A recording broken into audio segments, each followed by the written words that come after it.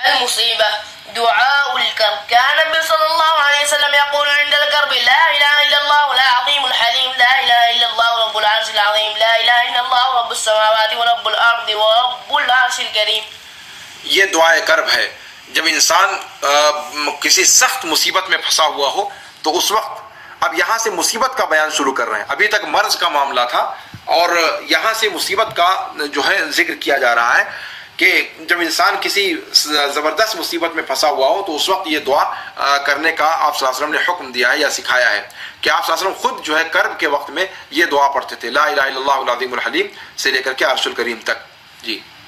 إذا أصيب بمصيبة قال النبي صلى الله عليه وسلم إن أصابك شيء فلا تقل لو أني فعلت كان كذا وكذا ولكن قل قدر الله وما شاء فعل فإن لو تفتح عمل الشيطان. قال النبي صلى الله عليه وسلم ما من عبد تصيبه مصيبة فيقول إنا لله وإنا إليه راجعون اللهم اجرني في مصيبتي وأخلف لي خيرا منها إلا أجره الله في مصيبته وأخلف له خيرا منها. جب انسان کو جب کوئی مصیبت پہنچے تو کیا کرے؟ آپ صلی اللہ علیہ وسلم نے فرمایا کہ اگر کوئی مصیبت پہنچے تو یہ نہ کہو کہ اگر میں ایسا کرتا تو ایسا ہو جاتا، بلکہ کیا کہیں کہ اللہ رب العالمین نے مقدر کر دیا تھا اور جو چاہا وہ ہو گیا.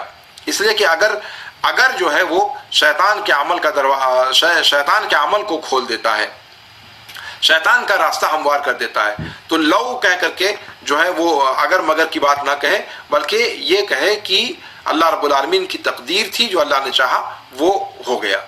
دوسری چیز جو اللہ کے رسول صلی اللہ علیہ وسلم نے سکھلائی کہ کسی بھی بندے کو کوئی مصیبت نہیں پہنچتی ہے اور وہ کہتا ہے انا للہ و انا الیہ راجعون اللہم اجرنی فی مصیبتی واخلف لی خیرا منہا، مگر اللہ رب العالمین اس مصیبت میں اس کو اجر عطا فرماتا ہے اور جو چیز اس مصیبت کی پاداش میں چھن گئی ہے اس سے بہتر چیز اس کو جانشی کے طور پر عطا فرماتا ہے.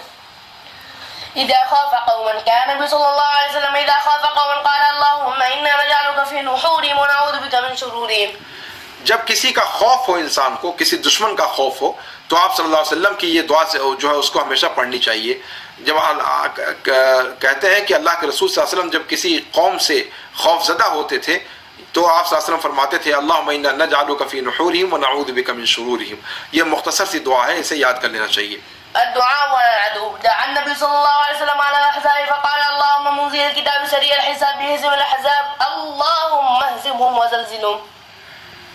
دشمن پر بد دعا کرنے کا طریقہ گویا یہاں پر سکھلایا گیا ہے. معصور طریقہ اس سلسلے میں کیا ہے کہ آپ صلی اللہ علیہ وسلم نے احزاب پر جب سارے کے سارے لشکر مل کر کے آپ صلی اللہ علیہ وسلم پر آئے تھے، چڑھ دوڑے تھے مدینہ پر، اس موقع پر آپ صلی اللہ علیہ وسلم نے احزاب کو یا سارے لشکروں کو جو ہے کیا نام ہے مخاطب کر کے ان پر جو دعا پڑھی، ان کے لیے بد دعا جو ان پر کی کہ اے کتاب کو اتارنے والے، جلدی حساب لینے والے، سارے لشکروں کو تو شکست دے دے، اے اللہ تو انہیں شکست دے دے اور ان کو ان کے اندر زلزلہ برپا کر دے.